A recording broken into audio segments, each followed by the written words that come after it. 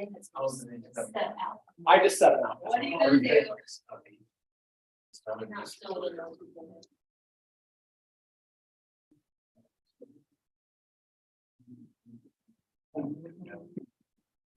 Okay, good afternoon, everyone. It's 1 o'clock. I call the meeting to order.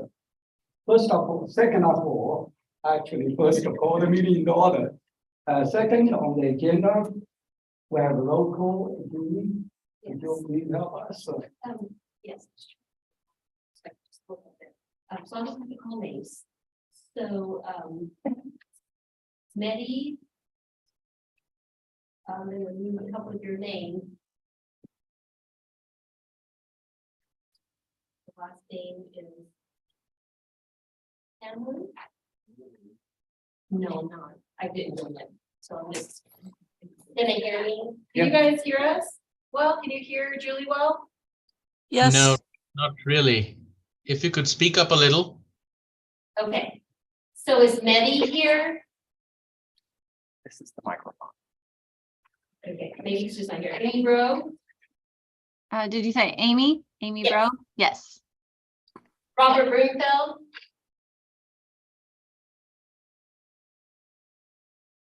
Ying Chen, Sorry, this is Robert Broomfield. I'm here. Ying Chen. Farhan Chowdhury. Here, This presentation is on program development, a bit of a guide, a walk. John Davy. Elizabeth Delau, I see you. Scott Gilbert, Yes, here. Michael Hyland. Elaine Drakowski, Here. Arash Kamani, Here. Soon Hee Lee, Here. Yuting Lee, Yes, here. Patrick McGrath. Stacy McKinney. Here. I'm sorry, I didn't hear Patrick McGrath. Oh. Oh, that's you, okay. I think it was you. You look on the. Sorry, Cleve Nexum.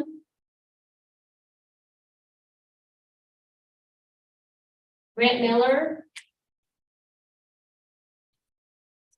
Amanda Fangrazio. Here. Okay. Mike Phillips. He's there. There, okay. Louis Kumar. Close. Let's see. Jeffrey Punske, Here. Bethany Rader, here. Matt Brzezowski, Here. Lorelei Ritchie. Here. Saeed Samadi. Diana Sarko, Here, I'm here as proxy for Diana. okay. Sylvia Smith, Here. Judith Hay, Jennifer Walker, Here.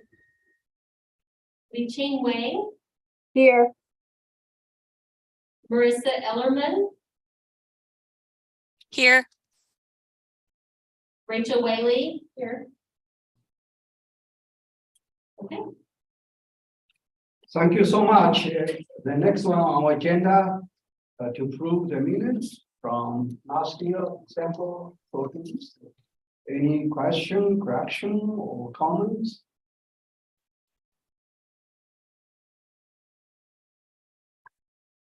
I don't noticed- have any, but Amy, my connection was wonky. So if you called my name, I'm here, Grant Miller. So you are here. we had you. I noticed in my report, I think a couple of typos there. I mentioned this to Josh. So make sure that would be correct. Yes. Any other correction comments before we have a motion?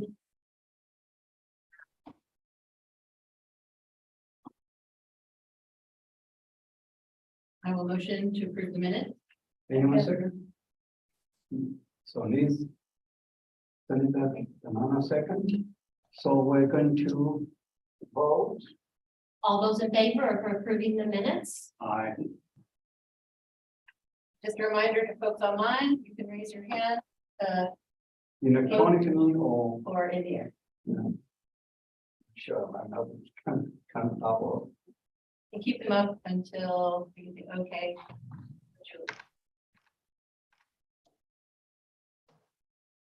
Lots of just hands, so having a hard time counting the hands only. Oh, And we're just doing majority. All those opposed?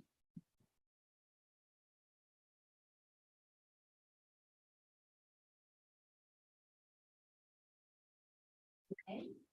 Opposed? Oh, no. No opposed, any abstentions? No abstention. One abstention. Okay.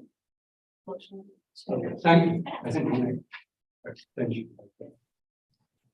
Okay, the next one, number 4, on the agenda, the report from me. Good afternoon, everyone. I hope you had a wonderful winter holiday break. As you know, our December issue of faculty Senate updates and FIY newsletter went out to all the faculty members before Christmas. In addition, I have several business matters to report to you very briefly. First, on December 17th, I attended the university graduation commencement as a grand marshal to represent the faculty senator and all faculty members. I would like to express my appreciation to so many other faculty members who attended December's graduation ceremony.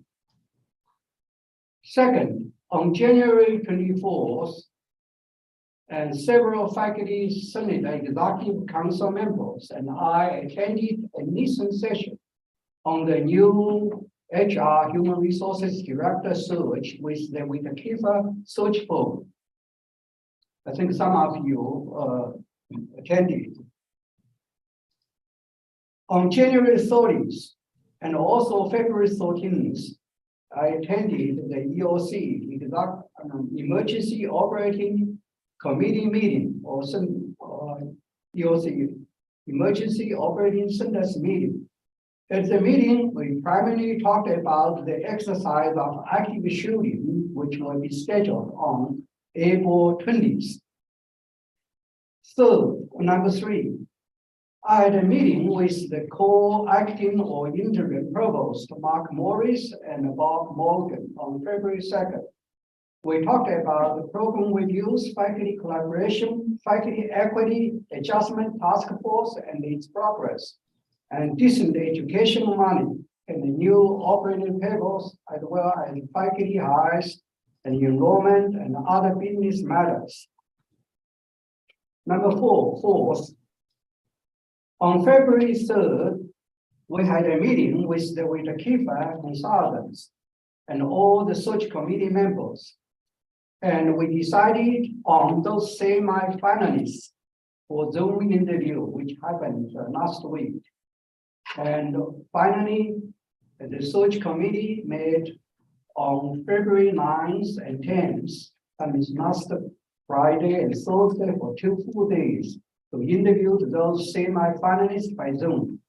Those finalists are recommended to the chancellor's office, and those candidates, that means top candidates, will be invited for campus visit very soon. So any question, comments? Thank you. Yes. So, when can we expect the campus visits to take place? Could you say it again?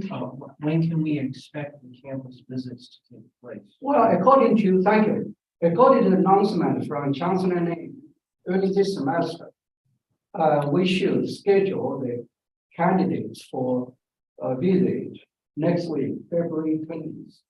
So, and because there's no public announcement, public announcement that should come out this week. So just to watch the announcement from Chancellor's office. I stop. Thank you. Any other questions about the proposed storage as well as other?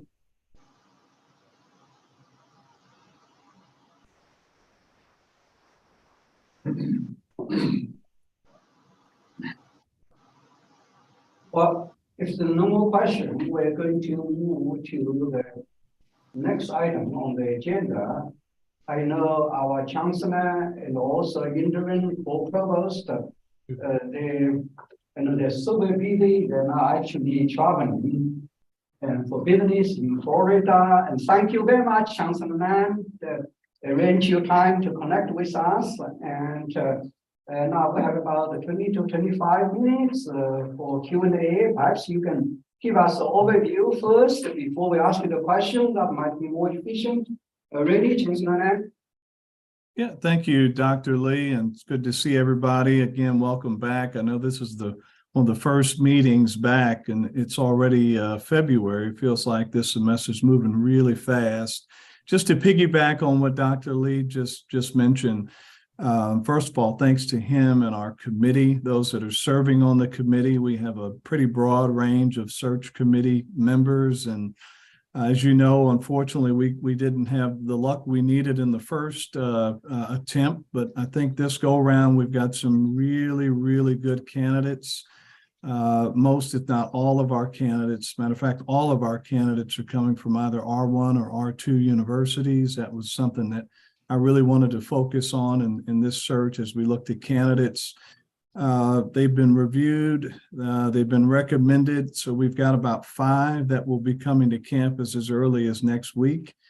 Hopefully you have an opportunity to see each of those 5 candidates that are coming in, ask them questions. I think we're having Dr. Lee in a faculty only session, if I'm not mistaken. I think it's a session designed specifically just for faculty. So if you can be there, that would be great. We're looking for feedback, as much feedback as you can give us. We want the feedback. It's something that I actually read. I look at it. I want to hear your thoughts. I want to hear what you're thinking about, so that we can make our decision. Ultimately, if we find someone in the search as early as a week and a half or so, I'll start to negotiate with the individual and hope to have them here as early summer. So a May or June start date is typically when we would probably bring them in, but really excited about the opportunity to be able to have candidates that I think you'll be pleased with those that are coming in. But again, we want your feedback. We want to see what you think on that front. Just some quick legislative updates. I gave this to the Faculty Executive Committee. As you know, the governor's state of address will be coming out here shortly. We're all anxious to hear about what he's thinking about, especially for higher education. If you remember back to the last session, we received about $3.8 million in our state appropriations. So that amount actually took us up to about $101 million. So that was a good plus for us. Our tuition revenue was essentially flat overall, but those were good signs. As you know, we always lobby and advocate for more money, especially in the state appropriation. That's essentially what our job is between now and the end of session. So if you happen to bump into any state reps or senators or any of those individuals that represent us, if you could ask for more, that would be good because we need it. I presented to the board the other day and gave an overview of what we thought some of our desired commitments were going to be for the next fiscal year. As you know, we've got about 21 or some odd collective bargaining units. Inside of those negotiations typically involve increases in pay. So again, that's another reason why we like to advocate for more state appropriations and dollars that are there. We're climbing out of that 2016, 2017 financial sustainability give back. That was a $38 million hole that we promised to patch up between 2017 to 2024. We've got about a year left on that. But it is, again, something that we want to make sure we advocate to get more. MAP grants, if you hear anything about MAP grants or aim high, that's another buzzwords or buzz terms to use, because we want to make sure that if we can continue to get the MAP grants and the aim high dollars to increase, it's going to help us overall. So those are a couple of things that at least we're talking about right now inside of our session. Obviously, there's some deferred maintenance, there's some inflationary costs that are going up here at the university, and utilities and facilities and those kinds of things, but it's something that we anticipate every year. This year, it's going to go up actually a little higher than what we expected for the last couple of years. So that's happening across the university. There is something for the folks that are interested in the communication building renovation that's occurring over there. There is a couple of things that are being done at the state level. There's no guarantee, but there's some things being done to help institutions in the state that have seen their construction or renovation costs go through the roof because of the inflation and materials and those kinds of things. So there's some language that hopefully will come out to reward or award universities that gap that exists from what we thought it would have been to renovate the communication building to what it really costs today. So as you know, that project has been going on for quite some time. Looking forward to getting that hopefully wrapped up here so we can actually see it come to life. So just a few things on that front. Big piece to help us close the financial gaps. It's a campaign for students. It's a Saluki Ball. This is an inaugural gala that we'll hold this year in Chicago. Next year it'll be in the Southern Illinois region. The idea is once our HERF dollars go away, our HERF dollars is what we've been using to help students register. And these are students that have had balances that would have been unable to register. So the idea behind the gala is once that money goes away, we do need a pot of money to be able to help our students, and we'll do it in a prioritized way. For example, we're looking at seniors first. So these are seniors that are 90 plus hours ready to graduate, but for some reason, $1,000 or $1,500 stops them from graduating. Believe it or not, those students, they don't graduate. You know, they don't drop out, they stop out. And so really trying to close those financial gaps for seniors first, then we'll go to juniors and sophomores. That's the priority. And so for raising the funds, that's the idea. We've already got two very big, generous lead sponsor donors at $100,000 each. The tickets are selling for that event. It's at the Marriott Marquis again, April 22nd in Chicago. Is the campaign for students. And we'll be talking and highlighting with some of our folks who are alums and some of our donors who are there, but really excited about that event that will happen here in a few short months. So last piece is you heard Dr. Lee mention our active shooter drill. We've been talking about this active shooter drill for probably 5 or 6 months now. And it's actually something that it takes time to pull it together because you're having so many local authorities, police, fire, and you name it, that will be part of this exercise. And it will be an exercise that will hopefully emulate or be exactly what you would probably experience in a live active shooter drill. It is a drill. But it is something that we're going to grade ourselves on, and we're going to find out how ready we are for a potential active shooter. Unfortunately, as you probably have been tuned in to the news and saw what happened at Michigan State, and we're seeing that at not only Michigan State, we saw it in the Dakota or in Idaho and some other places. There are some things that we are going to need to do to prepare. Unfortunately, if something like that were to happen here, we need the training and we can't get it here fast enough. So it is coming in April. And again, we'll give some lead ups to that training so no one's alarmed. So we will start to communicate that about every other week, just reminding people that this training is coming. And so that way on the day of, you're not alarmed and you're ready for exactly what happens. And we'll grade ourselves and report back how we did and go through those exercises. So on that note, Dr. Lee, I'll pause out and answer any questions. Okay, any question for Chancellor and Ann? Johnson, may I ask you the question about the decent education money? Because I received a few email from 3 different offices or colleges. So maybe you can help us to clarify decent education money, or there may be some kind of miscommunication or lack of communication which occurred a few years ago. Could you help us to understand a little bit more here? Yeah, it's almost like trying to find a needle in a haystack. Let me answer this in a very historic way. That way, for the folks on the call who are probably trying to figure out distance education, what is that? Where does it come from? And who has some of those dollars? You've got to go back to 2015. In 2015, we've operated at a deficit of the university and our funds since the budget impasse. So if you think about what we look like in 2016, we're at about $130 million in tuition revenue. That's dropped down to about $101 million.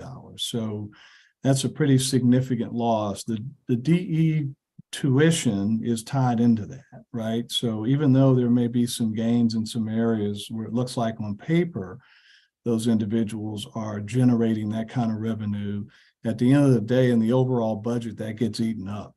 I mean, because you've got to patch holes. So historically, we've been living with this since 2015.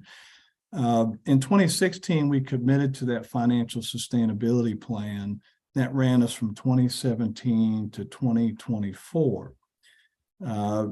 That plan was designed to replenish what we took from the reserves, which was about $38 billion back in 2015, 2016.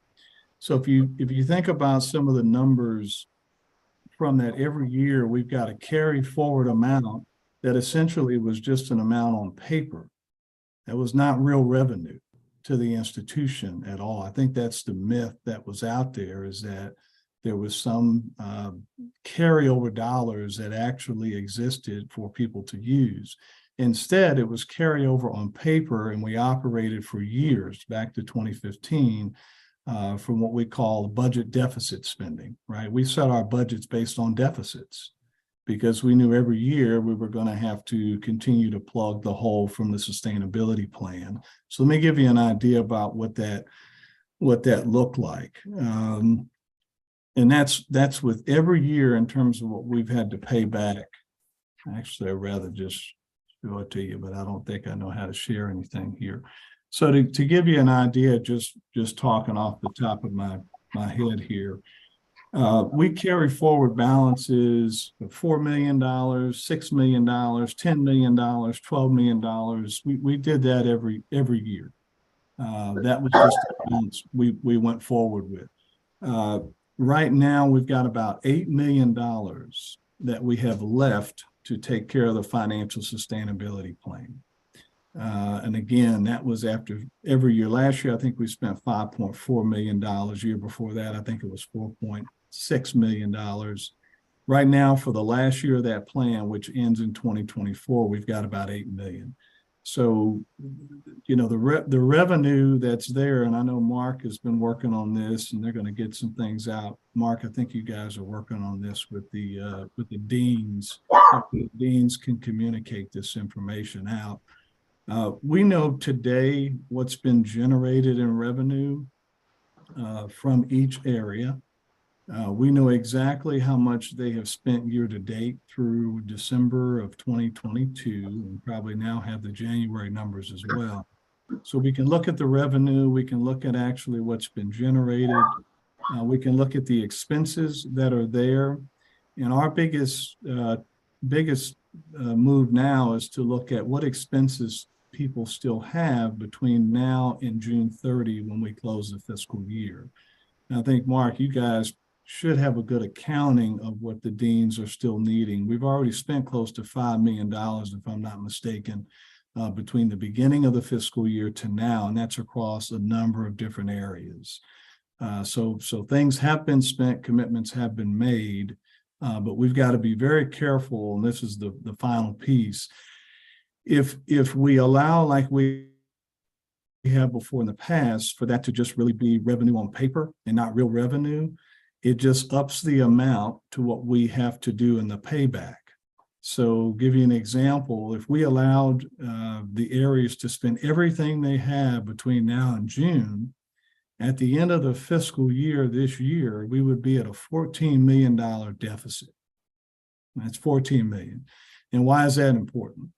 Well, if we're thinking about doing a 2% across the board increase, if we're thinking about funding those 21 represented unions with increases inside of the increase, that money has to come from somewhere, right? So you got to be very careful not to let too much of it go out of the door when the university may need it to cover, again, additional increases for faculty and staff, because that's exactly where the money would go towards.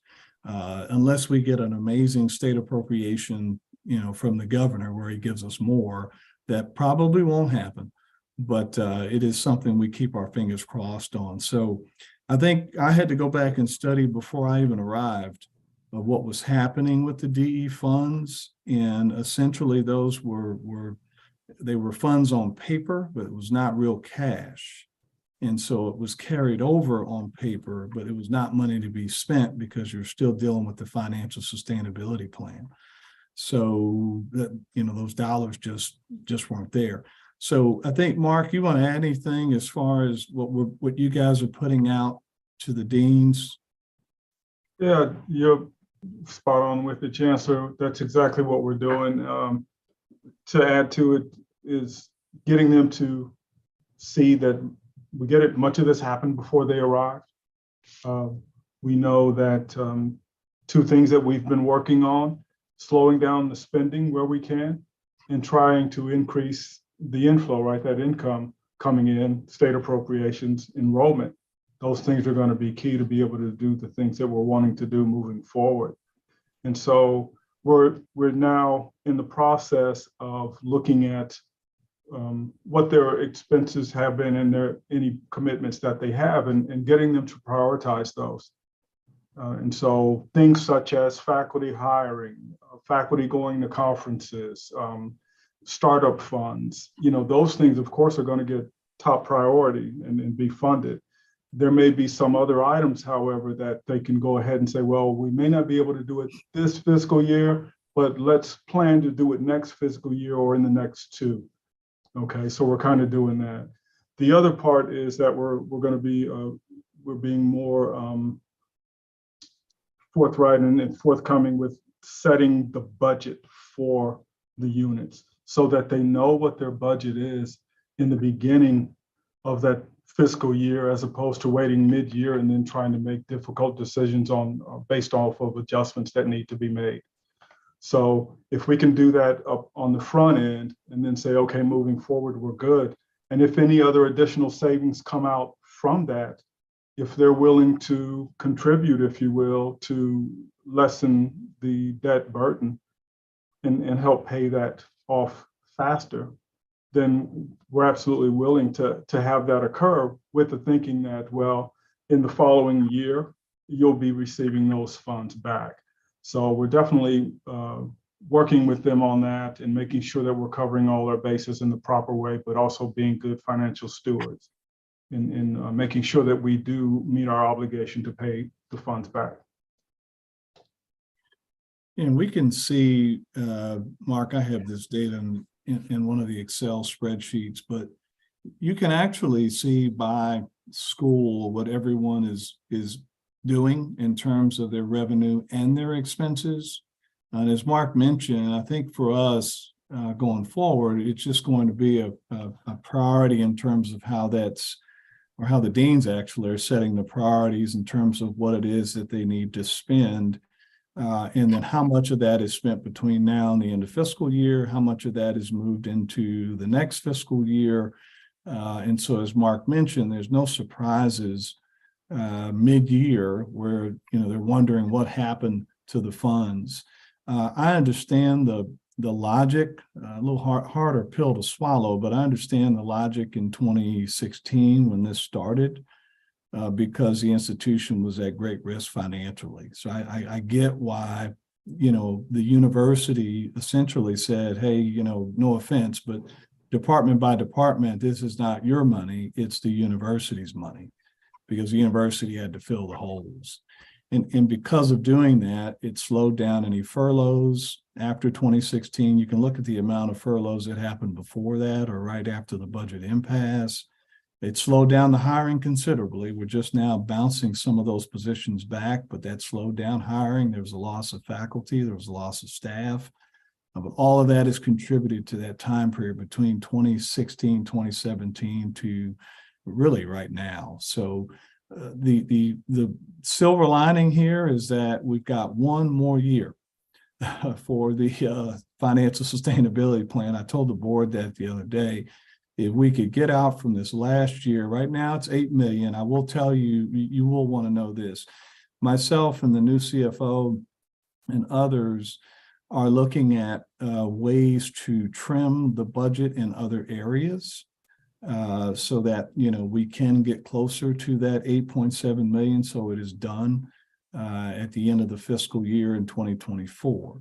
As Mark mentioned, if we can get whole again, then we'll start to look at dollars that can be reallocated back to those departments or divisions, again, based on their revenue in a one-time way to get them whole. But that is something that we'll work on between now and then. Thank you so much, Councilman. I have a quick question, if that's okay. Okay, our Bethany, our senior vice president, Bethany. Yeah. With a question? Yeah, so maybe more of a statement, but I think that one of the main issues, like we all understand that we were in a budget issue and that these monies need to be repaid. I think the problem was miscommunication, because we're told we have a certain amount of money, DE funds or indirect funds that go into a pot for our department. And then we at our program or our school, and then we as faculty get to make decisions about this money. And then we thought we had a certain amount, and then all of a sudden we were told, no, you have no money. And we make decisions. So for example, in my lab, I need to make decisions about what I do going forward with my research and with my students, both undergraduate and graduate.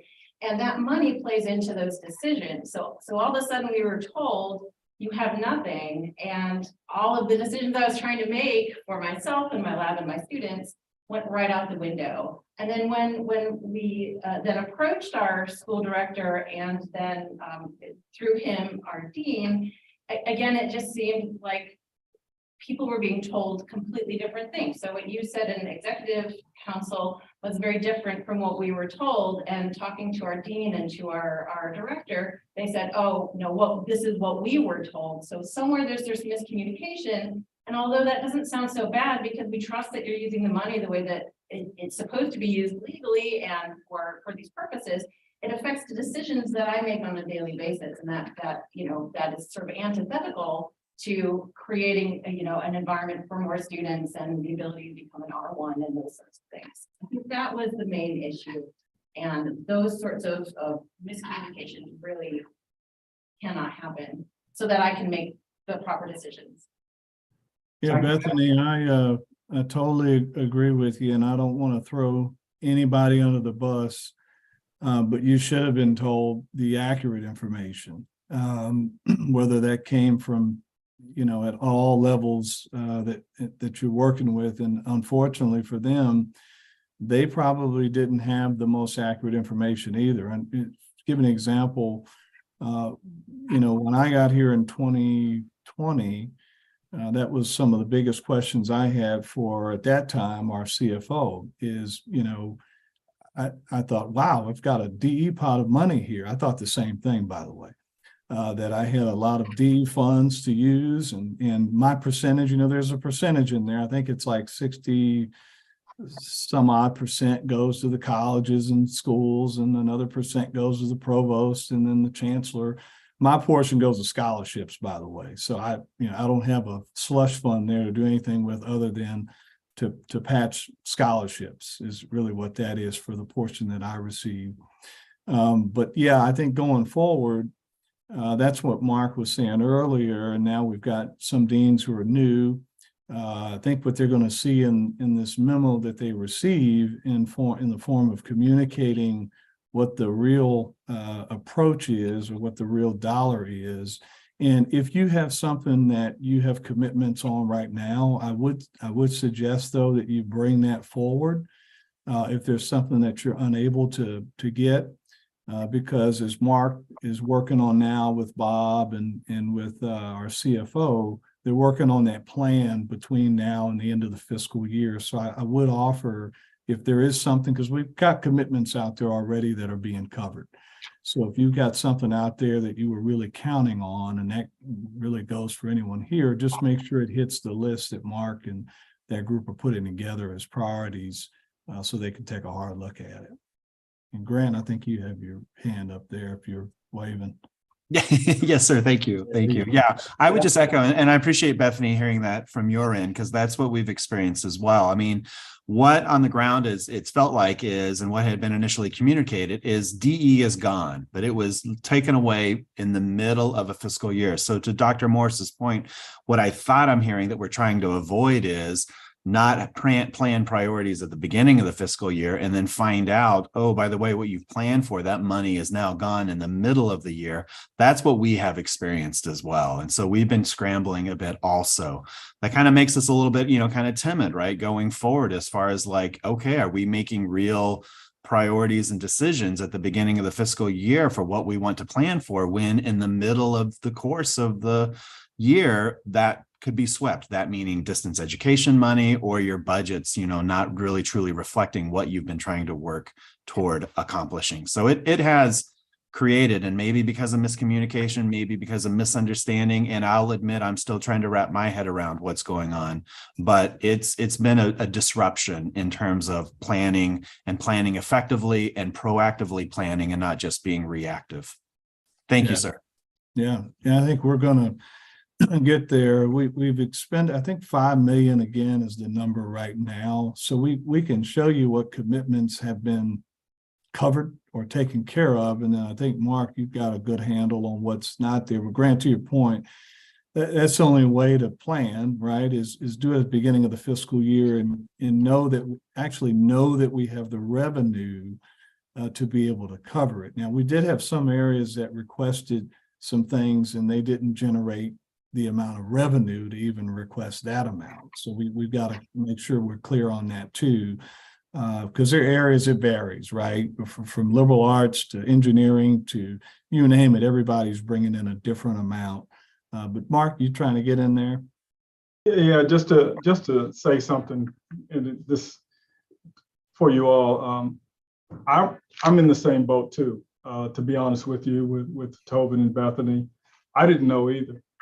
This was new light shed to me that those funds were used for other purposes, because I had always heard the same thing.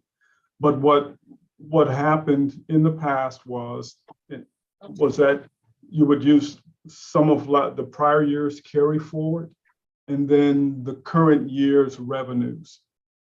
And so that's been the practice, not using the prior money beyond the last fiscal year. So if we're keeping to that same practice that was done, we're still on pace to be able to meet most, if not all of those commitments, except in those instances like Chancellor Lane mentioned, where someone's asking for something beyond what they would normally have had. So we should be okay for the most part with respect to those things. There'll just be some prioritizing that the deans will need to do, where they're probably going beyond what their cash flow means would have been otherwise. So I hope that's helpful. But the other thing is this that you should know is that you're right. There was that commitment that those dollars would be there. And so what Chancellor Lane is committing to is, as best as possible, to try to honor that commitment, knowing that that 9.4 million isn't currently there. But as we get healthier, financially healthier, to be able to provide some of those funds back, to backfill, if you will, to honor that commitment that was made by prior administrations. And I'm sorry to Dr. Wang I know your hand up's up as well. Just a quick follow-up. I think conceptually and I appreciate all of that, and I completely understand that. I think the underlying issue is, do we have a strong dean's model that we're approaching with leadership or a weak dean's model? And so when there's this kind of movement, I think there are a lot of administrators who are excited about having a strong dean's model, right? A lot more controls going back, but it's really hard, to have the strong dean's model when there is this, movement of money and you can't plan. And then you have to wait for, Chancellor Lane out of the kindness of his heart to help us with these priorities. Well, again, conceptually, I think that there's that kind of current that will be important to keep in mind as well. Sorry to butt in again, but thank you. Well, thank you so much, Dr. Mina, for your comments. And now we have one hand there because of time. Just one more question, and otherwise we'll be behind the schedule. Senator Wang. Yeah, thank you. Yeah, thank you, Dr. Morris, and thank you, Dr. Lang, about this question of DE money. I want to say two things. One is like when I was a chair of the department, and then the budget at the beginning of the fiscal year has never been kind of it's just like figuratively, it's never been kind of solidified, I would say. That's the problem. Another issue I have, not only with DE money, more important with overhead return. And then because overhead return is such a flow, and then sometimes I have to chase the dean and the dean's office, everybody trying to get the money which belong to the department back, because then we have a planning, all the things. It's kind of complicated. The second, I did really want to emphasize what Dr. Miller talked about, is a strong dean's model, or even like the department like model. What happens, I think we all have like urgent need of things. At least when I was a department chair, I would appreciate profoundly before the money was moved and I was informed what's going on. The money is going to be moved away from your unit. Instead of after 2 days, I found, suddenly the money is gone. And I wasn't quite sure it's because of the theft or it's because of the really like the upper administration moved the money. It's just like kind of strange thing. That's what I wanted to talk about. Thank you. Yeah, you're spot on. I promise I'm not throwing any of my folks under the bus here, but my new CFO, she and I think a lot alike and come from places that have had just better budgeting practices. So there are no surprises, right? So you do know what you have to start the year with, and you can count that it's going to be there through the end of the fiscal year. We don't have the position controls. We don't have the pivot tables that we need to be able to find different things. I mean, it's like going on a treasure hunt here to try and find out sometimes. Mark, you unfortunately have had to see some of that over the last couple of weeks. It's like going on a treasure hunt when you're asking for information as relates to the budget. So for our deans, I think you will see that one, I don't have any desire or need to touch a dime of the DE money. In fact, we're encouraging deans to be entrepreneurial because in a selfish way, if they can go out and increase their programs and like some deans are actually doing now, that's going to bring tuition revenue, right? So we want to incentivize deans going out and offering things in ways that are going to help our bottom line. And if they're able to make a revenue based on that, they keep 100% of it. There's no reason for us to touch it. We're going to get some of that back in the tuition revenue that's coming in. So that portion that they receive should be theirs to do whatever they want to with it. So that's the model we want to set up. So the deans, directors, department chairs all know, what they are generating and what their expenses are, in that they're able to use or spend however they see fit within their own division. It's the same way when we went away from trying to prioritize open faculty lines from rehires or resignations. We decided a year or so ago to let the deans decide what to do with that, not us. So that's really what we want to be able to do, is empower that level within our institution so they can make some decisions and support more of the folks that they're working with. Thank you so much, Chancellor Nan, and also Dr. Morris. I know because of time, perhaps Dr. Morris, if you have some enrollment data, you can email to us, rather than we can talk. Otherwise, I normally say agenda here, we have to wrap up. Well, thank you so much, Chancellor Mann and Dr. Morris. We're going to move to the next item on agenda. If you still have a question for Chancellor Mann or Dr. Morris, please email to them directly, and I'm sure we can work it together to work it out. Okay. Can I just add one thing on that? Dr. Morris is giving a memo piece out for the deans, and that's as transparent as, I mean, that there's no secret on that memo. So, and I think Dr. Morris, the dean's going to send that out to their faculty, if I'm not mistaken. Yes, that's correct, to the faculty. And if you like, Chancellor Lane, I mean, we could even have it an open memo and provide it to the faculty senate as well. Yeah, I think that's good. That'd be good. Thank you. All right, we're going to move to the next item on our agenda, reports from different committee. And for the executive committee, and I'm going to skip it, already reporting. So next one, election committee. Bethany? So we are getting ready to start procedure for electing the Senate for next school year. And so I don't really have anything to report other than we are working on the faculty lists, and I will give you more information probably next meeting. Thank you. Any question for Bethany?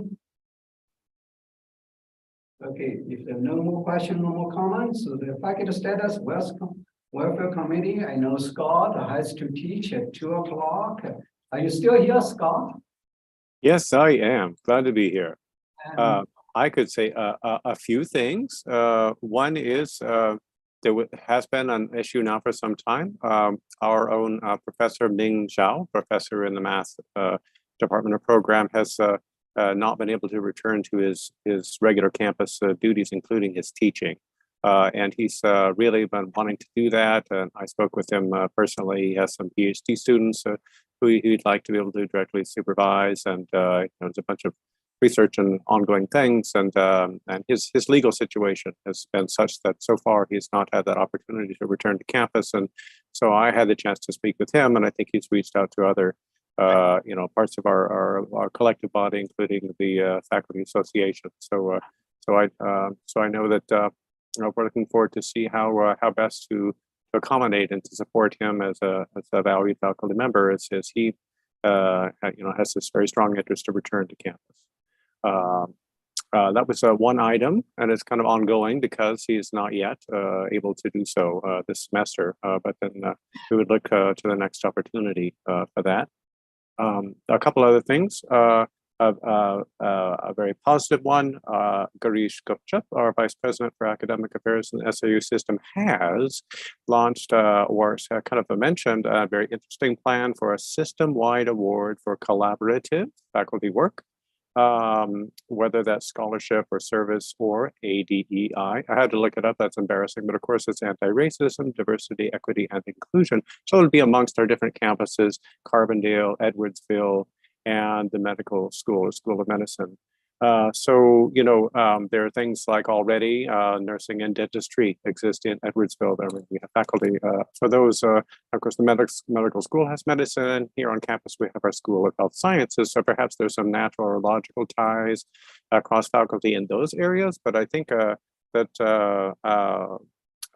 Garish was, or Vice President Gupta was really thinking of a more broad sense in which our faculty could, find opportunities to collaborate, connect in the areas of research, teaching, and diversity, et cetera. So that was a new initiative that he says, and they're welcoming comments and feedback and questions on that ongoing project.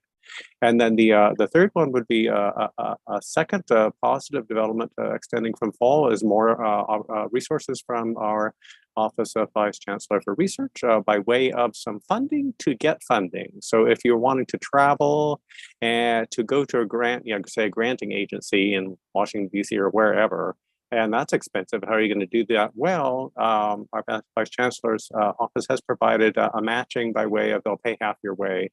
if you want to go and travel to make a presentation or speak to a funding agency. So that's another nice, opportunity that's been provided just this semester. And that's it, unless there are comments, discussion, or question, or anything else. Co-chair Roche, Kumoy, want to add anything? Roche? Anything to add? I think Scott said everything we need to say. Nothing new. Okay, thank you. Any question for the co-chairs, Scott, Gibbert, and also Kumoy? Any question, comments for them?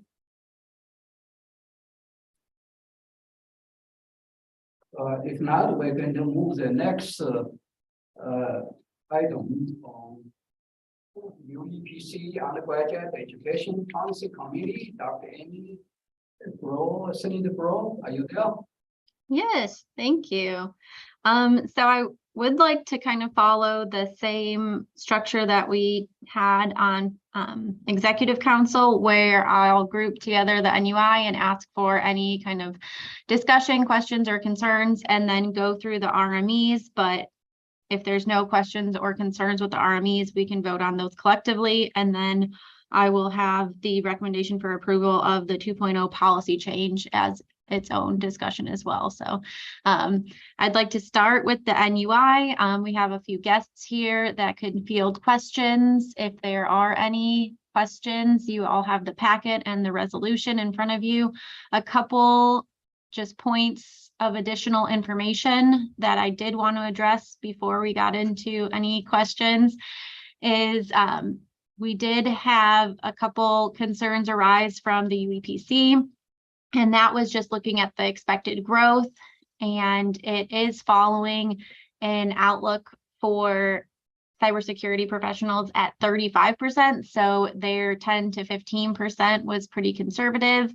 And they also wanted to reiterate that this is fully prepared to implement without any additional faculty. And while there may be a large number of programs, it's because the demand for this is growing and very high. So just a couple extra little bits of information for you. Are there any questions or concerns? I know we have, looks like Nancy Martin is on as well.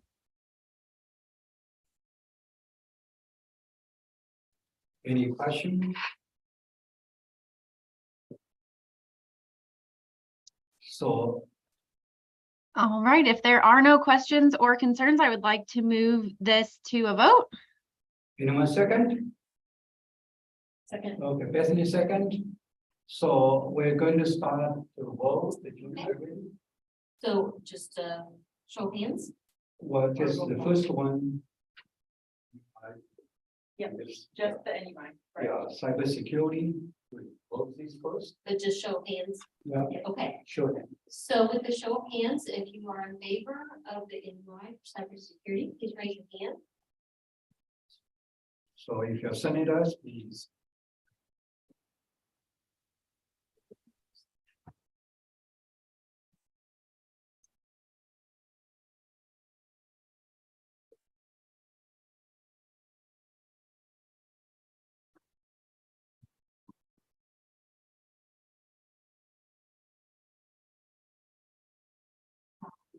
I have 15 online, That's what I got. so 7 in person, 15 online.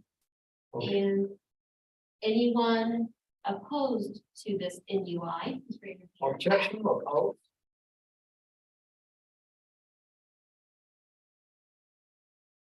Senator Mina, are you still, your hand still on? Dr. Grandmina? Okay, and then anyone abstaining? Okay. Two abstention. There's a second abstention. Oh, I'm sorry, who's that? Yeah. I'm not sure who that person is. Yeah. Okay, then. Unless he's logged in twice. Thank you for. Okay. So two abstentions, Okay, and so the motion passed. thank you. So the UI approved. The next one, Amy? All right, yes, so the next one on the list I have is the Army for Digital Narrative and Gamification Specialization within the BA in English. Are there any questions or concerns for that RME? And then I have the RME to eliminate the quality management specialization in the BS in Industrial Management and Applied Engineering. Are there any questions or concerns? All right, next is the RME for the specialization in astrophysics.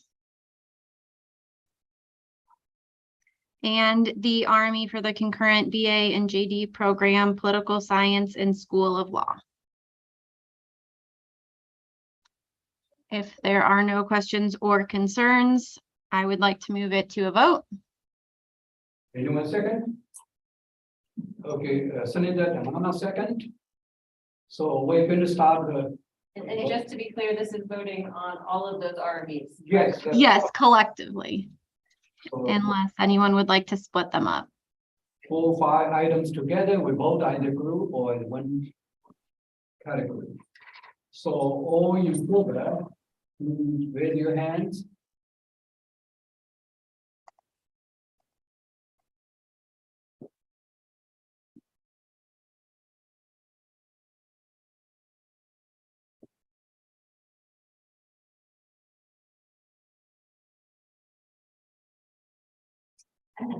Josh, okay. So anyone opposed? Oppose or objection?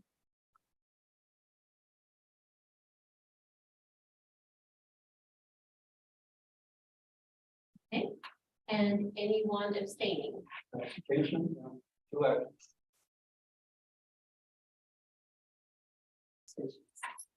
Okay, so motion passes. Okay, good. Well, all those 4 RME groups, thank you so much. If you are the guests invited, so congratulations. You may feel free to leave if you want or continue to stay. All Okay. right. Oh, we have one more, just the resolution to recommend the approval of the major GPA 2.0 policy change. We did have a question arise during Faculty Executive Council that I would like to bring to either Dr. Yupa or Dr. Rachel Frazier, I believe is with us as well, if either of those. Oh, yep. And the question was noted that I think it was for Northern, that there was an inclusion of the educator licensure for the 2.5, and is that applicable to SIU as well? Yes. And if so, is that something that should be Yes, considered to be added? they would make their own Okay. major GPA call, right? So they would do that in their catalog requirements for that program. Okay, so it's covered within how it's written, essentially. We wouldn't have to add that for SIU. Isn't that based on the legislation, like Illinois professional standards for teacher educator license and teacher educator professionals? Yes, it is their individual program requirements for the state of Illinois is pushing those out, and the major then has to then meet those requirements. Okay. So then the major would be able to deem that GPA, just like the statement in the policy statement, is each individual major can deem their appropriate GPA above 2.0. All right, great, thank you. I figured it was covered, but I wanted to make sure we brought that up since it was something that was discussed in Executive Council. So thank you for speaking on that. Were there any other questions or concerns regarding the policy change? I have a question. Sorry, I'm just here visiting with the thing, but is the registrar now going to check for these other programs? If they're not checking now, are they going to start checking on the major programs and do it? Or are the programs going to be responsible? Amy, can you hear the question? I did not hear that very well. Is it possible we could maybe add it to the chat, or if our guest could get closer to the microphone? I'm not. Someone could repeat the question. Just for him. Just who is going to be responsible for checking the majors that they have their 2.0 or whatever the program is? Since the resolution says that the registrar is not doing it. As far as scribe, we have not scribed that unless the major has specifically told us, or the department specifically has told us that the major needs to be above a 2.0. So it's going to be the responsibility of the department to get that in their catalog requirements. So then when the catalog comes around every year, we're scribing for that in DegreeWorks.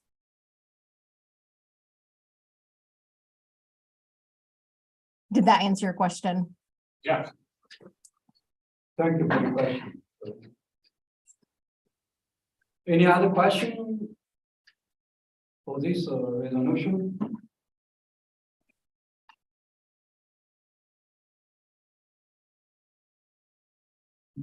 All right, if there are no other questions, I would like to move it to a vote.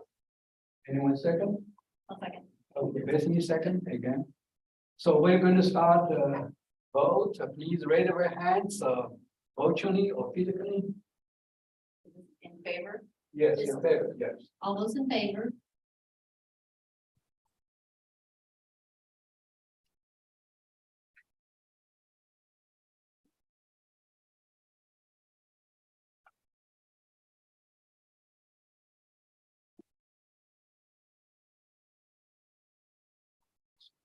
I have 15, Julie.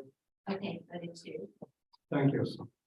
So anyone opposed? Objection? So please lower down your hands. Three of them. Sorry, I'm trying to lower my hand here. Okay. So no, Okay, so no opposed, or one opposed, or no opposed. oh, And does anyone abstain from this vote? abstention. Okay. For resolution approved, thank you so much, Amy. Well, budget committee, the next item on our agenda is budget committee. I know Dr. Michael Eggers couldn't be here, and the co-chair, Senator Chowdhury. Could you please report? Really report first? Dr. Lee, I got cut off a little bit. Can you hear me now? Yes. So are you asking me to update what's happening in the budget committee? Well, you just report on anything on your committee. I've seen the equity adjustment and all Sure. the issue. Right. So one of the things that we are currently looking into is the salary compression. So we are working both with the tenure track faculty and the non-tenured faculty. So the committee has like representation of the FA of the non-tenured track as well as the tenure track and all the colleges. So we are done with analyzing all the college data. We are now working on the non-tenured track. It has some issues with the non-tenured track, the way we wanted to analyze it. So we are basically hashing out some of those problems that we encountered. The way it was, the non-tenured track has some classification of the ranks that are not consistent. So we are trying to work out those details right now. So hopefully in the next couple of weeks, we should be able to finalize those data and come up with the compression data of the faculty that we currently have, internal compression. That's all we have for now. Thank you. Any question for him?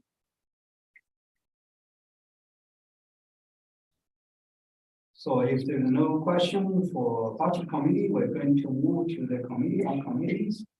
We have co-chair Inan Jokovsky, as well as co-chair Sun-Hee Lee. Are you there? Yes. Hello, everyone. Committee on committee has one agenda today. Doctors Aitin Lee and Len Jakowski have been elected by the Faculty Senate at the Committee on Institutional Ranking and Educational Quality to serve as co-chairs. Committee on Committees and Faculty Senate Executive Committee approved them as the co-chairs of the committee. So now we would like to move to motion to request to Faculty Senate to approve Doctors Lee and Jakowski as the co-chairs of the Ad hoc Committee on Institutional Ranking and Educational Qualities. Any second? I'll second.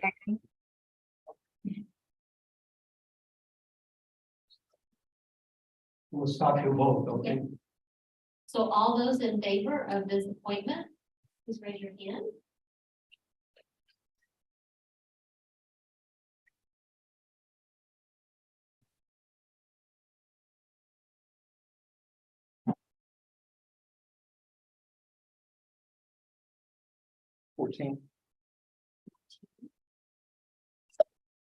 And anyone opposed to this appointment?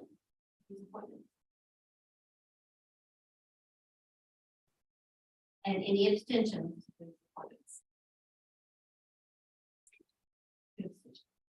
They pass. Okay, thank you so much. Any questions on, for committee on committee? We're going to move to the, if not, we're going to move to the governance committee. We have co-chair Patrick McCross. I know that co-chair Colleen Maxson, the email to me, he is now in the meeting, he sent those. I'm not sure whether he's connected by Zoom or not, so. Patrick? We really just had one piece of business, which we are going to be discussing under item 8 in new business. So I'll just keep this very brief, that the governance committee was sent the constitution for a faculty constituency group, and the governance committee was somewhat divided on what we were to do with this constitution. We weren't certain, are we endorsing this constitution? What is our role in oversight of the document that we were sent? And I think that that is indicative of a larger issue, which is what is the role of faculty senate in recognizing, endorsing, supporting constituency groups on campus. And with this particular constitution, I would say that no one on the governance committee was in any way against the content of the Constitution and the group itself. We're just uncertain what our procedural role is in, if any, in recognition, of this group. So we do have Dr. Punske here, and I also saw Dr. Lang. If they wish to add anything, I'm kind of summarizing in general the consensus of the members of the governance committee. Thank you. I think there's one question from Senator Tamara. I'm so delighted to hear you present it that way, because we had this discussion a few months ago about another. And I know in this constitution, it's not just faculty anyway, but it's open. And I'm very concerned, and I was with the other one as well, that this is not something the faculty senate should weigh in on in any way. It's fine to say we like it, but who cares? If we didn't like it, they'd still be able to forward. And so I feel very uncomfortable voting on this. And I would just echo that point, that our concern is that groups who don't apply for this recognition, we don't want those groups to feel in any way disenfranchised or marginalized, treated in any kind of diminished capacity if a group doesn't go through and seek either the approval or the endorsement of the faculty senate. Because as you say, I mean, what does that mean?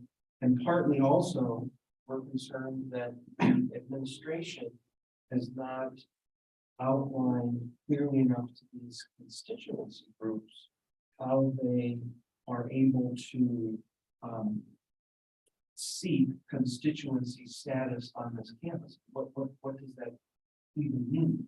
So these are just definitional questions. Thank you. Senator Ansky? Yeah, I just wanted to add, I think Patrick has done a really nice job of summing up our discussion, and I would also thank Senator Kamala for her comments. I think also one of my personal concerns is that while this Senate is very supportive of constituency groups, we have no guarantee that future Senates would be as well. And if we have set the standard that these constituency groups must go through the Senate, we could find ourselves in a very uncomfortable position in a few years where a deserving group is rejected.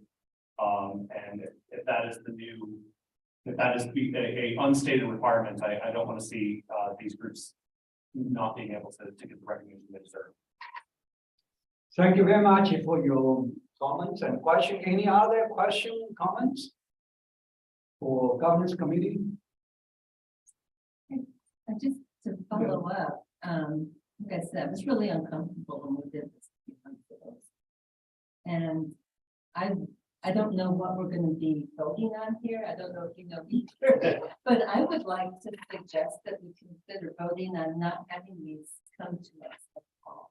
I think all of you heard people now. That's, I don't, as I said, when we were sent this constitution, just seemed like we were sent this because it says that the governance committee reviews periodically the operating paper in the back of the Senate. But that's totally different constituency group constitution. So I don't know why, as I said, I have no idea what our role would be. When we proofreading it, and we saying, you know, substitute this word for a different word. I just don't.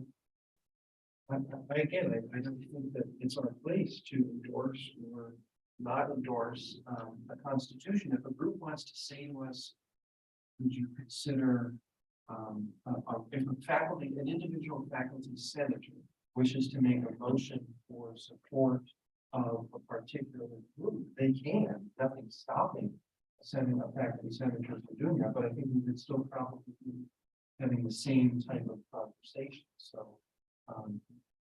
So yes, I don't know what we're voting on. I think item 8 is for a general discussion of this. And also to ask for clarification from the administration. What is do they have any guidelines regarding constituency group status? Because these constituency groups are being told, go to the faculty senate. And that I think is not a helpful directive for them. Thank you so much, Senator Patrick Michael, and also other senators' comments. And we will discuss this on item 8. We feel free to wait. Okay.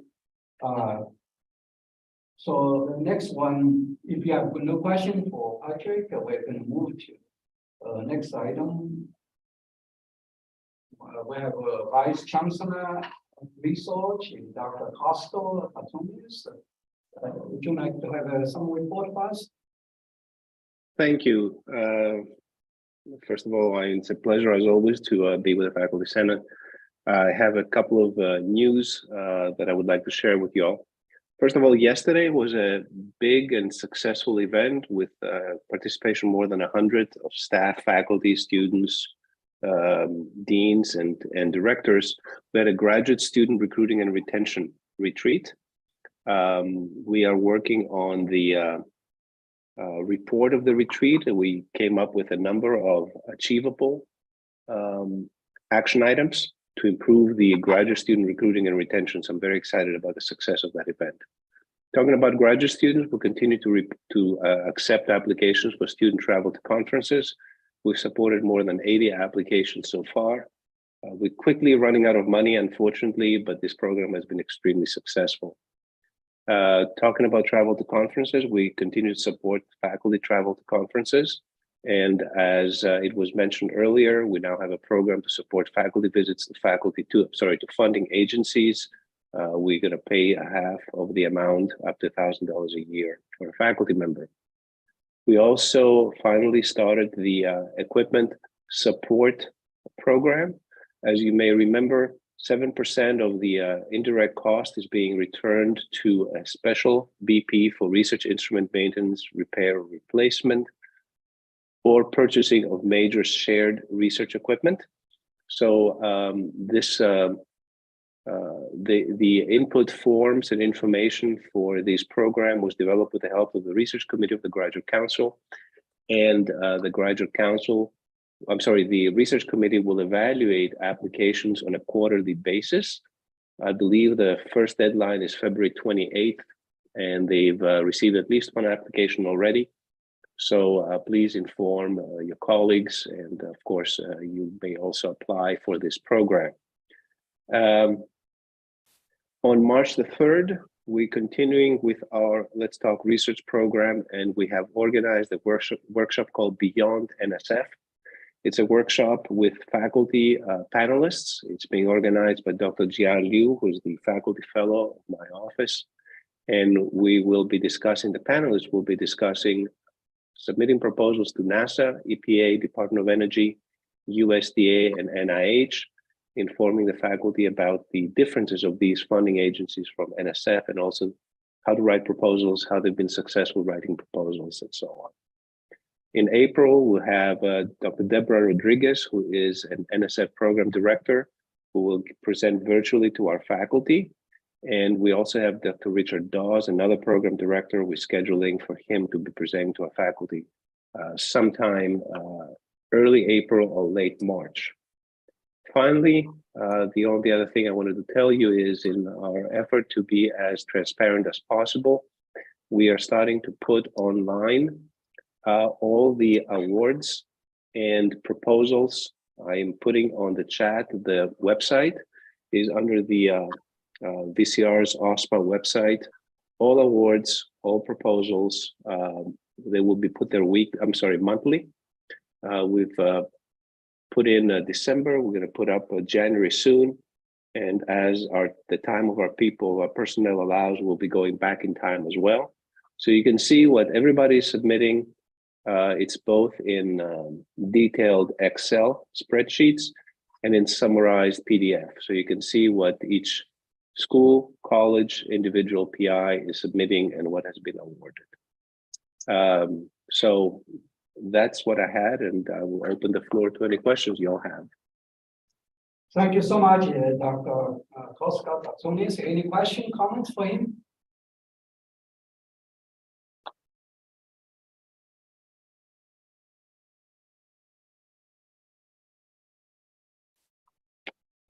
Right. Thank you. Thank you. Okay, we're going to move to the Faculty Advisory Council, IDHE, Senator Liu Changwang. Oh, good afternoon. Yeah, since last December, we had faculty meeting. Faculty Advisory Council had two meetings. One is on December 16th, another one is January 20th. Overall, during these two meetings, we had like 3 guest presentations, one presentation or presentations from Prairie State College. That's where the meeting was held. The president of Prairie State, Michael Anthony, talked about the diversity of their student body, and the assistant professor of dental hygiene, Dr. Rebecca Barco, talked about their dental hygiene associate degree program at the Prairie State. The second presentation actually was given by Sophia Anderson. She is a senior associate director for policy at IDHE. She particularly shared about this IDHE created annual sexual misconduct climate survey. And then she asked us to kind of share with Compass a pre-survey. That's where I forwarded to the president and also Josh, and then got a kind of a confusion. So we aborted that survey. What it means like IBHE will every single year will have this survey by campus, not only for faculty, also for students. And then they also report the survey results on the campus website. It's kind of confusing to me too. I don't know how it works, but it's the survey pretty much asking us if we were familiar with this type of annual survey going on. So that was confusing, but hopefully things will clear up in the near future. The third presentation was given by UIC as a host institution in January, talking about the diversity, equity, and the engagement by their vice chancellor for the same diversity, equity, engagement, Dr. Amelia Polaris. Also by Dr. Charu Takaro. She is executive associate vice chancellor for diversity during the January meeting. I think that January meeting was totally bombarded with the UIC strike. Because of that, the meeting was not held on campus. We moved to somewhere else. And also John Miller, who is the president of University Professionals of Illinois, came in, talked about the strike, talked about how many people from his unit supported the UIC strike, all this stuff. But the entire month in December and in January, council members basically focusing on the progress of Illinois higher education funding model. We are curious and also anxious to see how this will play out. And hopefully I will be able to report to you what the progress we have seen there. Thank you. Thank you very much. Any question for Senator Lee Chang-Wang?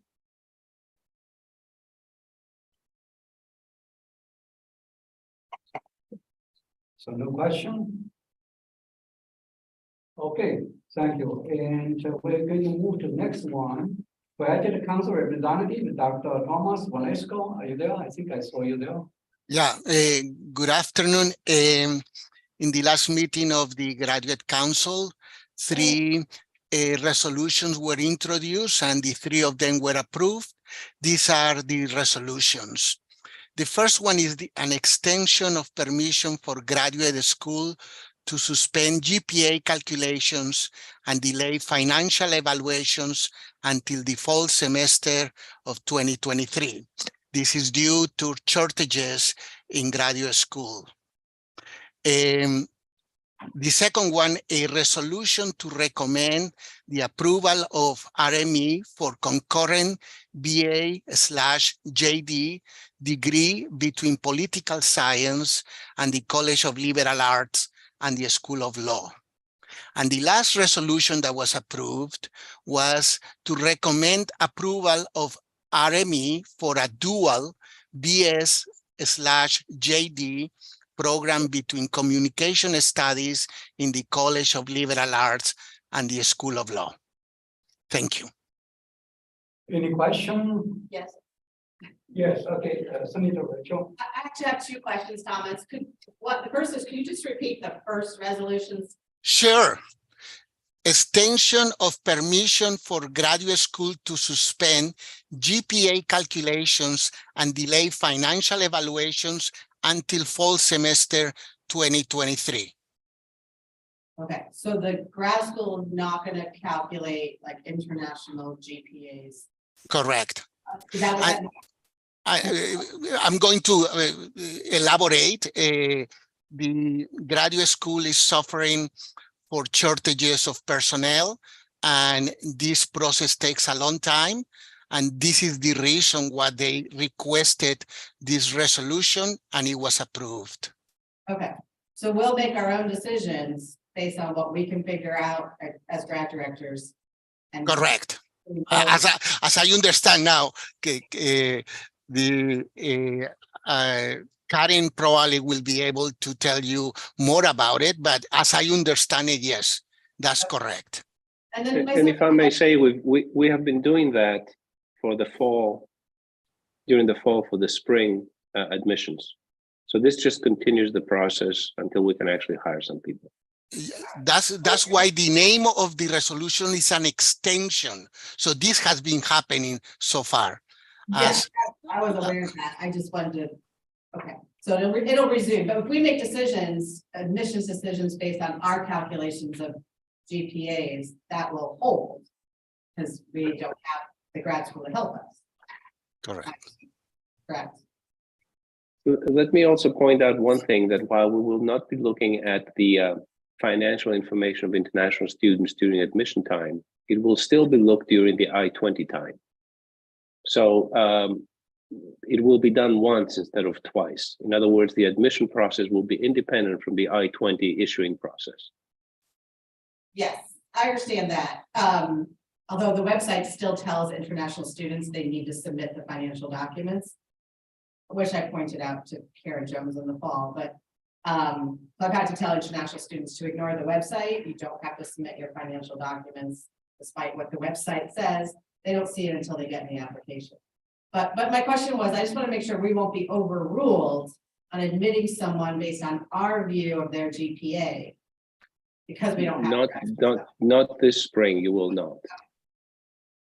Okay, and my second question is, I heard that you all, the grad council may have started a discussion about developing policy to deal with AI plagiarism, for whatever lack of another word for that. And I just wanted to share with the faculty senate, and I don't know if this is new business, but we are already seeing undergraduates use AI bots to answer chat discussion questions on D2L, and they're getting flagged. My instructor has a classifying application from somewhere on the internet, and they're getting flagged as likely AI generated. But apparently our misconduct code does not encompass AI generated content. Doesn't specify that. So you guys are starting to talk about that. Correct.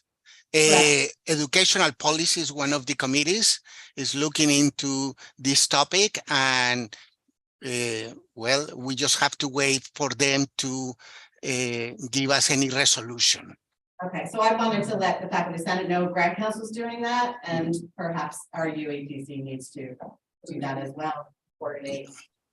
Could you send us an email, then we can ask the UPC committee to examine this? Yeah.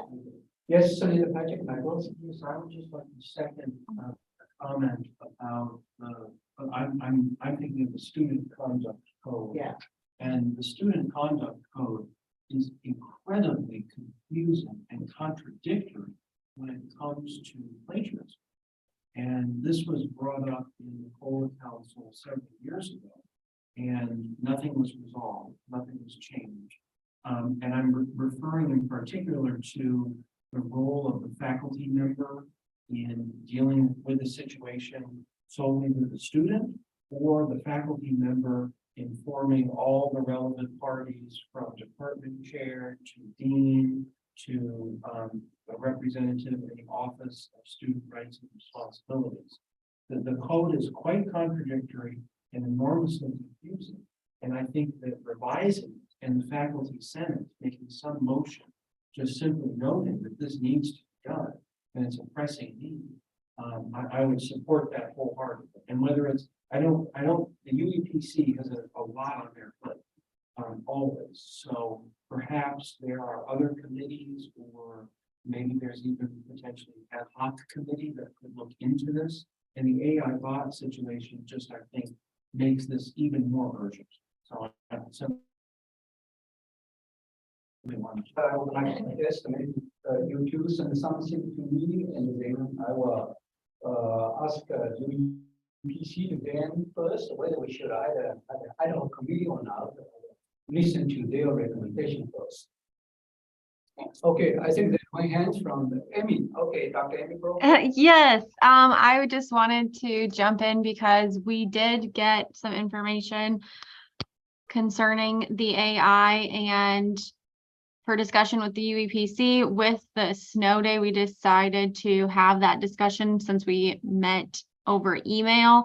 So that will be on the agenda for UEPC's next committee meeting, as well as discussion of the AI. Thank you. And Vice Chancellor Sultanis? Just FYI, the Systems Academic Affairs Committee last week also looked at that issue. So I wanted to just make sure that we don't have a lot of parallel efforts going together instead of just trying to do something coherent together. Okay. Thank you. All right, any other question, comments? Okay, thank you, Dr. Thomas Monesco. If no question for you, so we're going to move to the next one, Idaho Committee on Institutional Ranking and Education Quality. I think the new members were elected, then the new chair will take care of it. So we will skip this item unless you have questions. Could you tell us who the new members have been elected? Yes, there's 3 new members. Okay, committee on committee goes Inan Tchaikovsky and well, Sankey. Could you mention those 3 names? I think. I'm sorry, I have to go look it up. It's not right at my fingertips. In the minutes. Okay, sure. It's in the minutes though from the last meeting, so I think it's here. let me go pull them up. Oh, no, that's all right. All right. Are you okay with that, Patrick? I retract, thank you. Okay, okay. Any other questions before we move to, I know I have no old business, but you know, have new business, which may take some time. Okay, we come to item number 8. I think we budgeted about 8 or 10 minutes. So we have our woman of administrator, vice chancellor, and CIO, right? Vice Chancellor. So you represent Dr. Palmer, right? Yes, so my name is Will Clark. I'm Chief Information Officer. I am part of the group of people that work to draft the Constitution for the LGBTQ group. And one of the things that we understood from talking to constituency groups or recently formed constituency groups spoke exactly to what Senator McGrath brought up earlier, and that is the lack of an actual procedure for establishing constituency or any sort of representation groups on campus. We just sort of followed their process, which included reaching out to existing constituencies to seek support or information about bylaws and any other guidance. And one of the things we understood was bringing our efforts forward and to get some effort around or some support around our effort helps move things forward in the process. So I don't know that that necessarily is germane to what you all want to discuss today, but I'll just share that having heard the conversation a little earlier. Okay, yeah. Do we have, was Dr. Frazier invited? Is he, I don't see him. Were you invited both staff? not, I don't mean a registrar Frazier, Dr. Frazier. Paul Frazier. Well, he was invited. Yes. And he's not here. And also. Yeah, he is technically the head of his responsibilities include diversity, equity. Have that right? Sorry. So I think he also needs to hear this. Oh, he's absolutely aware.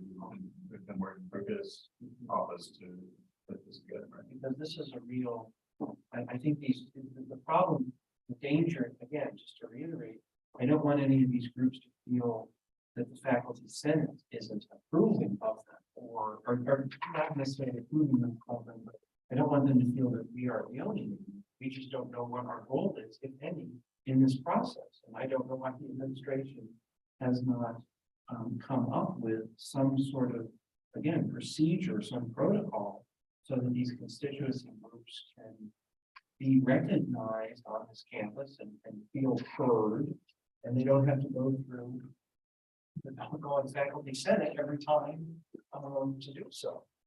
And I think you brought up brought up a really good point at the executive council meeting, which is if we set this precedent, which we sort of already have, what happens when there's a constituency group that we don't approve of?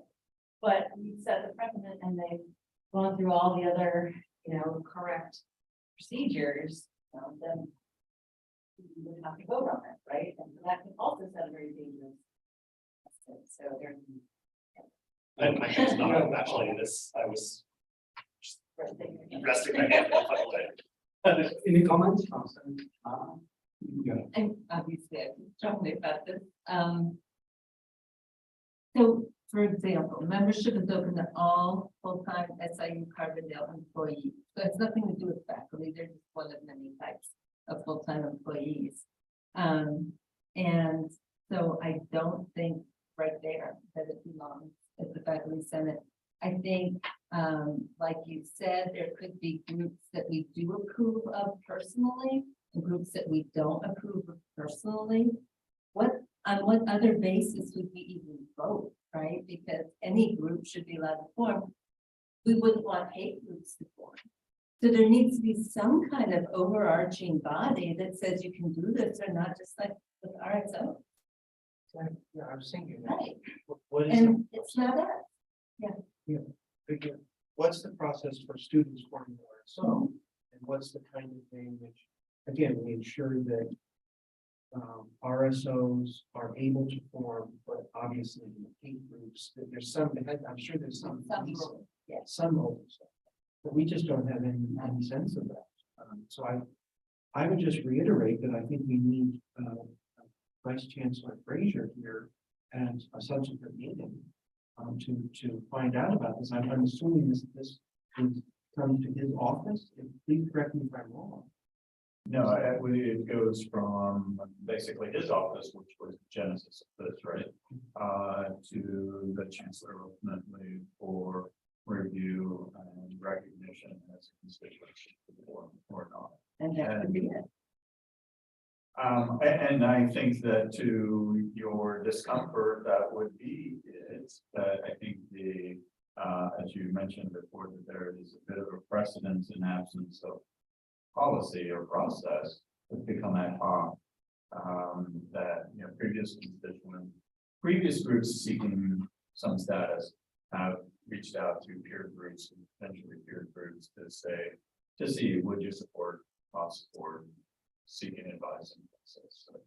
So we had one group that did that and a few months ago, and we had a discussion about that as well. With a lot of us saying that this wasn't appropriate. And so now we have a second one. And I think we need to stop. And I think we need to not say it's a precedent that we just did it once, and these groups should be able to form as long as there's some oversight that they're acceptable in terms of not hurting people, and we should not be able to say it. Okay, so now maybe we should have a motion. What do we do next? I move to return this item to the executive committee to get clarification about procedures for the approval of constituency groups. Okay, we have a motion here. Could you speak one time so that the people on? I move to return this matter to the executive committee so they can seek clarification on the role of the Senate in the approval of constituency groups. Okay, so. Can I make a friendly amendment? Absolutely. Can we add to that they? I don't think it should be a Senate thing. So can we add to that they find the right place sending?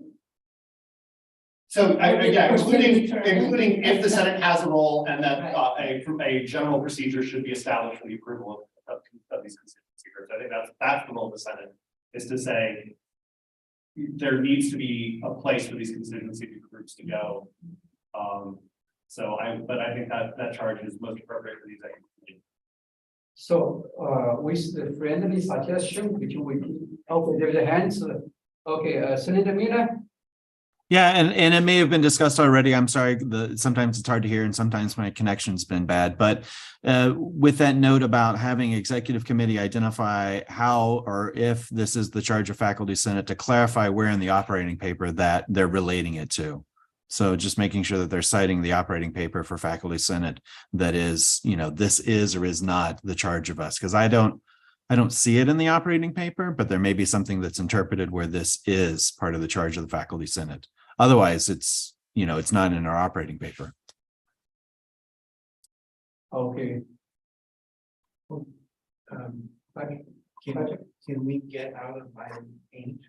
Do we have to have a motion? Can we just, just exit item 8? And I will follow up on this with the governance committee. And I'm happy because I think we need, again, clarification from the administration.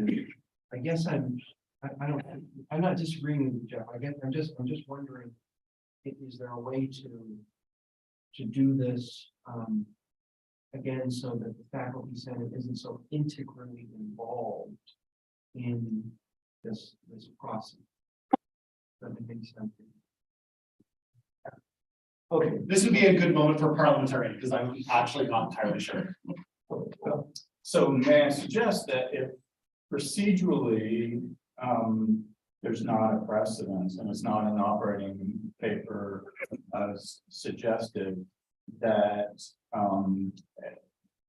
maybe you just say it's not our role, and without prejudice or with prejudice, if you have it, you decline to take a stance.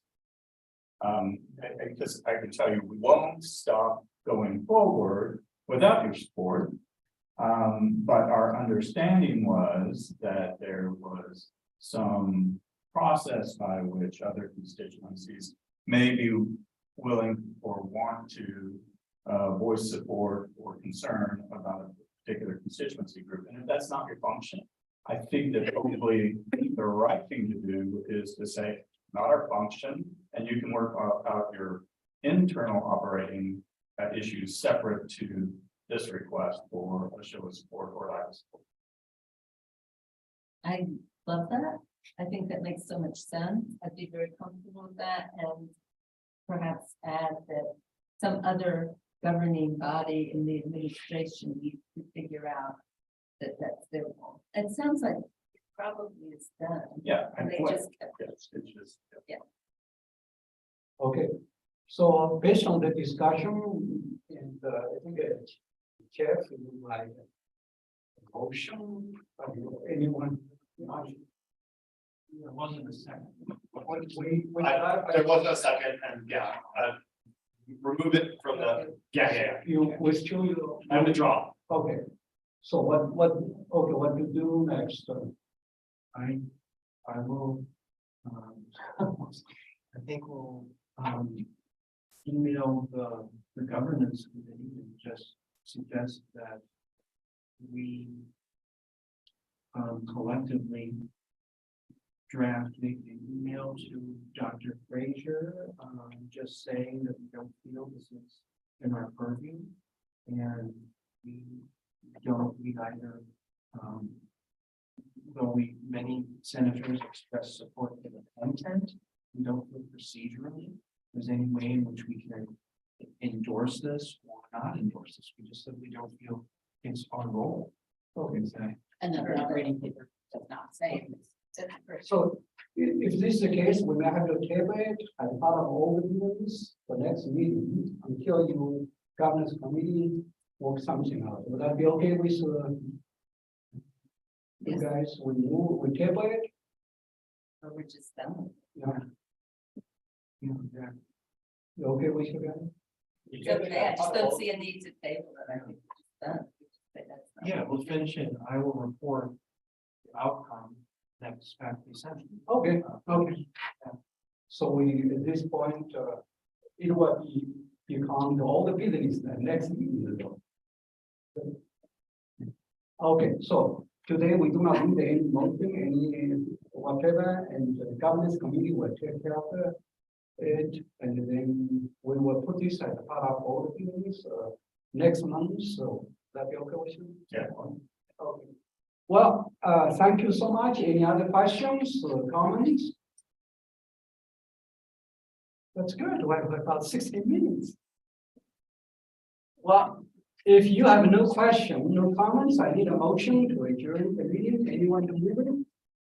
So moved. Okay, anyone second? Okay, send it, Elena. So thank you so much. All in favor, raise your hands. Have a good afternoon.